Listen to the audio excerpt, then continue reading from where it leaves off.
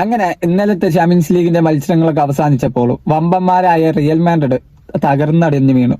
2-1 അവർ Bayern മ്യൂണിക്കുമായിട്ട് സ്വന്തം മൈതാനത്ത് പരാജയപ്പെട്ടത്. ബയൺ മ്യൂണിക്കിന് വേണ്ടിയിട്ട് 2 ഗോൾ അടിച്ചത് ഒന്ന് ലൂയിസ് ഡിയാസും ഒന്ന് ഹാരി കെയ്നാണ്. റിയൽ മാഡ്രിഡിന് വേണ്ടിയിട്ട് കിലിയൻ എംബാപ്പയാണ് ഗോൾ സ്കോർ ചെയ്തിട്ടുള്ളത്. അപ്പോൾ ഇനി മറ്റൊരു മത്സരം നോക്കുകയാണെങ്കിൽ ചാമ്പ്യൻസ് ലീഗിൽ തന്നെ നമ്മുടെ സ്പോർട്ടിംഗ് ലിസ്ബണ് അവരുടെ മൈതാനത്ത് വെച്ചിട്ട് ആഴ്സണൽ ബീറ്റ് ചെയ്തു. 1-0 ബീറ്റ് ചെയ്തത്. കായ് ഹവേർട്സ് ആയിരുന്നു ഒരു ഗോൾ അടിച്ചത്.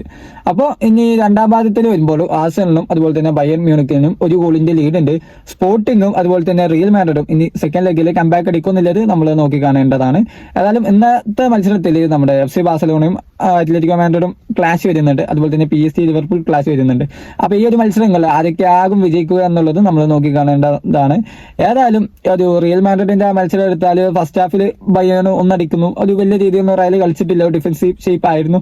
പക്ഷെ സെക്കൻഡ് ഹാഫിലും കൂടി ബയൺ രണ്ടാമത്തെ ഗോൾ അടിച്ചപ്പോഴാണ് റയൽ ഒന്നുപാടും ഒരു ഇതായിട്ട് കളിച്ചത്, പോസിറ്റീവായിട്ട് കളിച്ചതും.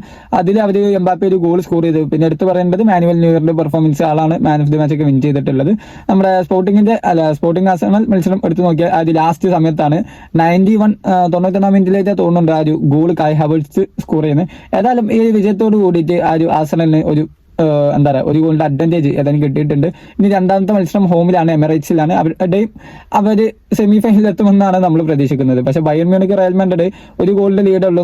എന്ത് മിറാക്കിൾസും സംഭവിക്കാം. എന്താണ് നിങ്ങൾക്ക് തോന്നുന്നത്? താഴെ കമന്റ് ചെയ്യുക. അതുപോലെ തന്നെ കോണ്ടന്റ്സ് കാര്യങ്ങൾക്ക് ഉപകാരപ്പെടുന്നുണ്ടെങ്കിൽ ലൈക്ക് ചെയ്യുക, ചാനൽ ഒന്ന് സബ്സ്ക്രൈബ് ചെയ്യുക.